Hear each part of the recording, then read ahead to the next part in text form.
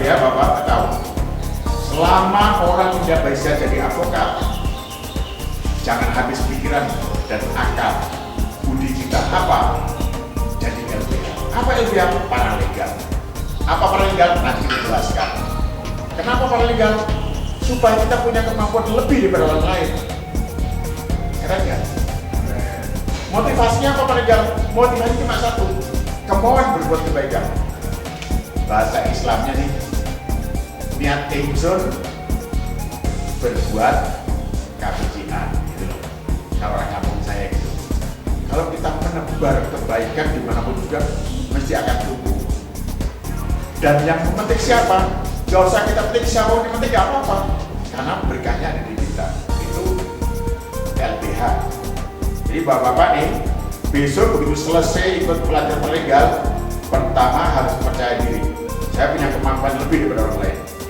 Yang kedua, kemampuan saya ini untuk mengamalkan ilmu, nolong sesama. Kenapa nolong sesama? Untuk kemaslahatan kita bersama. Masuk surga enggak? Insya Allah masuk surga. Gak usah repot-repot. Doa aja mendoakan orang amal, apalagi ilmu kita. Nolong yang orang susah. Sudahlah, apa aja yang kita mohonkan insya Allah dikabulkan oleh Allah. Itu pertama PD. Nanti dimusuhin orang, siapa musuh kita? Kalau kita dimusuhin orang, kalau paralegal dimusuhin orang, kebenaran saya punya musuh. Daripada selama ini saya nggak punya semangat seperti besok bahasa kasar ini untuk berantem atau untuk berdebat atau untuk berdiskusi atau berperkara, ini adalah lawan. Untuk bisa memenangkan perlawanan, kita harus lebih hebat daripada lawan kita. Untuk lebih hebat harus tahu dasar hukumnya.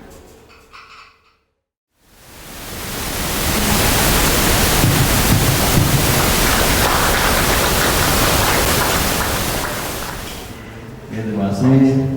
Assalamualaikum warahmatullahi wabarakatuh. Yang kami hormati Profesor Dr. Haji Gus Samudra SHMH selaku Ketua Umum Ferrari Federasi Advokat Republik Indonesia. Yang kami hormati Ibu Ketum Bu Nafia Listawati SHMH dan jajarannya Ibu Tami dan menjauh Ibu Sinten ya Bu? Buning ya, baru kenal, mohon maaf. Oke, Bu Ning selaku bendahara umum di DPP Ferrari. Oh di LBH-nya ya? Oh di LBH.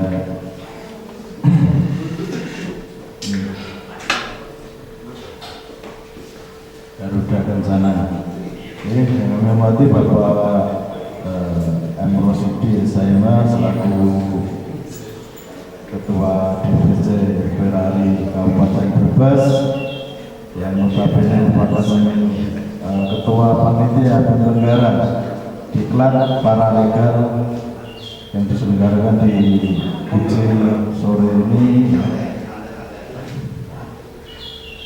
Terus pada Bapak Edi dan rekan-rekan Ferrari yang turut hadir dalam acara ini, terus rekan-rekan semua peserta diklat paralegal. Tak lupa mari kita panjatkan puji syukur ya kehadirat Allah Subhanahu wa taala yang mana sampai sore ini walaupun cuaca hujan dingin tapi udaranya sangat seger. Di Soma udah jelaskan ya sama materi dengan yang saya sampaikan. Ya, sementara begitu, Pak Juliana, mohon maaf itu tadi tentang sakit yang tidak bisa didiagnosa.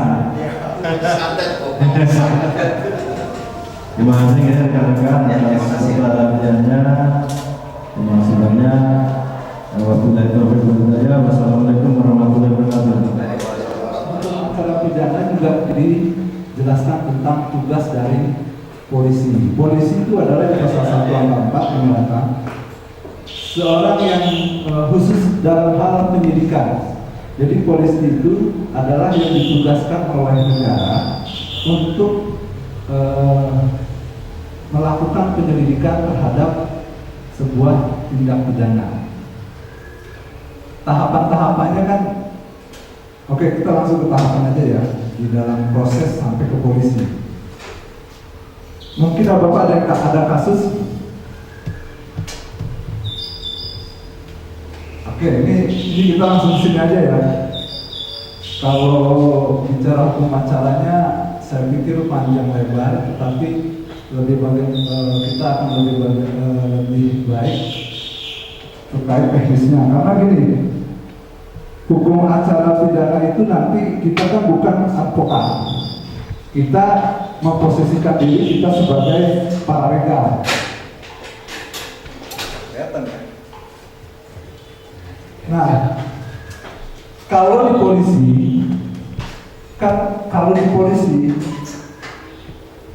ini kalau dalam sistem peradilan pidana ini masing-masing mempunyai kewenangan masing-masing.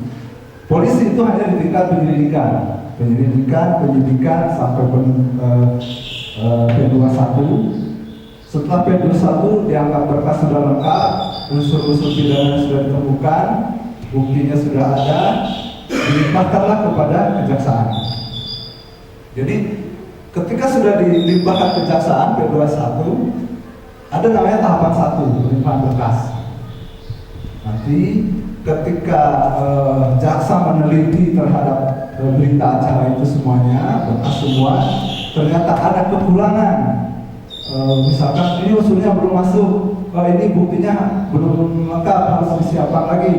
Dibalikin lagi sama jaksa pada kepolisian. Oke, dibalikin lagi jaksa jadi P19 lagi.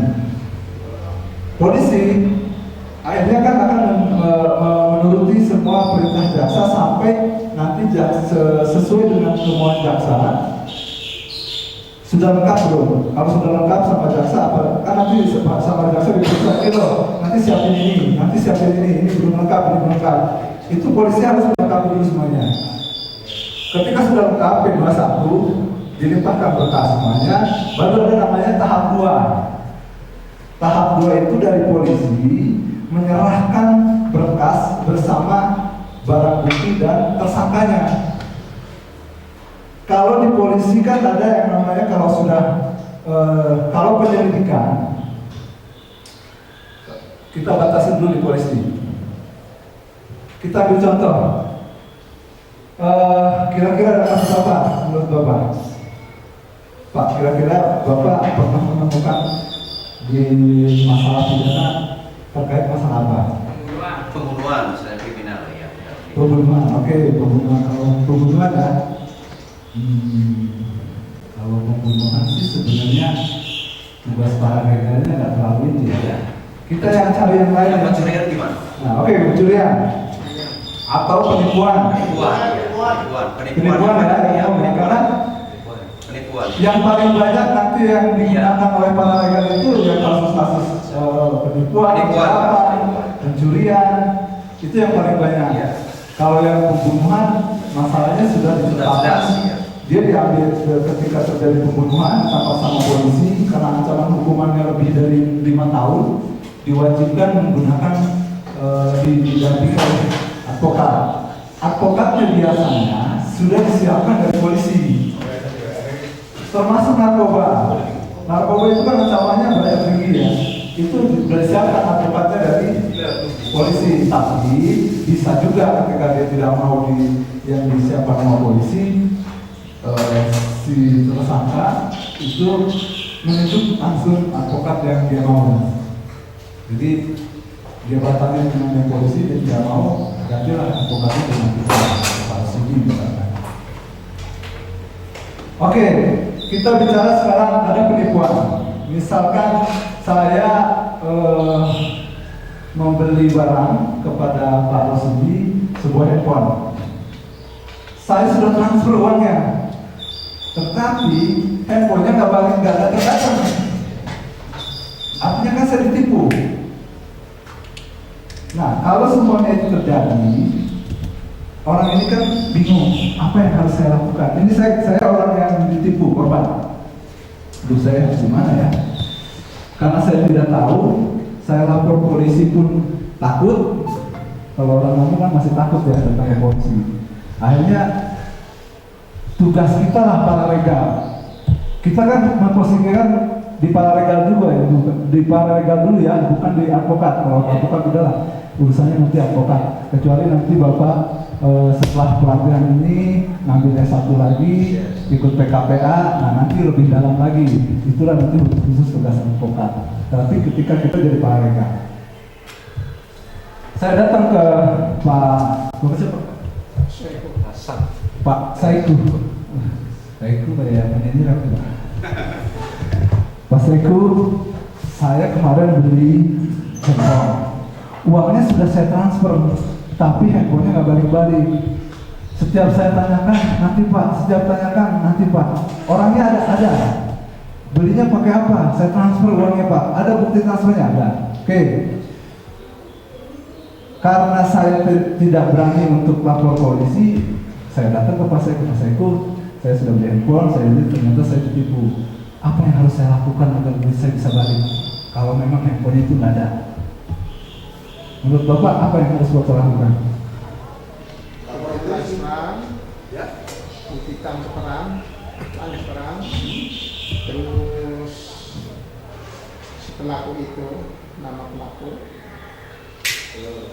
Berarti disiapkan dulu ya, yang harus disiapkan bukti transferannya, terus alamat si pelaku, terus mungkin nanti kronologis.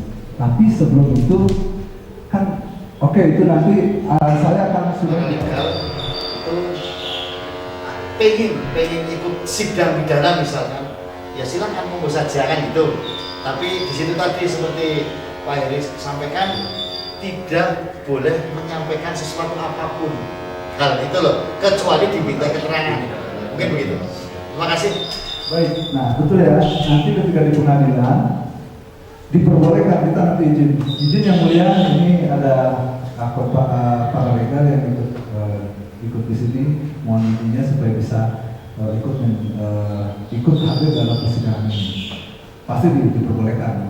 Cuma nanti syaratnya tidak boleh berbicara. Oke. Tadi surat kuasa. Kenapa harus surat kuasa? Karena dengan surat kuasa kita diberikan kewenangan untuk membantu klien kita. Nah, tahapan setelah kita mendapatkan kuasa, berarti kita membuat, kan kita sudah berkuasa nih. Berarti selanjutnya yang harus kita lakukan adalah lapor ke polisi. Lapor ke polisi, oke, kita datang ke polisi. Biasanya langsung ke SPKT, Pak, izin saya mau bikin laporan polisi. Oke, diterima dulu, silakan konsultasi dulu dengan penyidik. Nanti ada petugas piket. Kita jelaskan semuanya. Paralegal boleh menjelaskan paralegal. Tapi nanti biasanya tetap kita si korban ikut, nanti korban yang menjelaskan lagi. Tetapi kalau di awal, kalau advokat boleh, paralegal